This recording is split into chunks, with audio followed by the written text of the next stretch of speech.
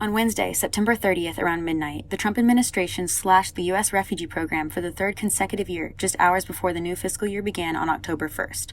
Starting this fiscal year, the refugee resettlement program cap is now at 15,000, a historically low number since the program began in 1980. This coming after last year's cut from 30,000 to 18,000, the chances of refugees to enter the United States are slim.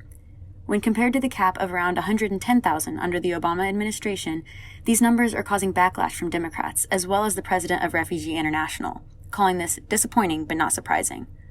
So what does this mean?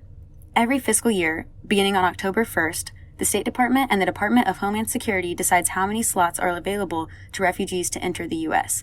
The maximum amount is called the cap. Legally, the president must consult with Congress before the final decision on how many refugees the U.S. will officially accept, but it is ultimately up to the White House. It is typically set in the 60 to 80,000 range. However, in the past 3 years, these numbers have plummeted. The decreases in available slots is affecting a disproportionate amount of Muslim refugees from countries like Yemen, Syria, and Iraq, to name a few. It is estimated that 290,000 people will be in new asylum cases this year, and overall there are around 80 million people displaced in the world. One thing to consider is the amount of refugees that will actually be granted entry.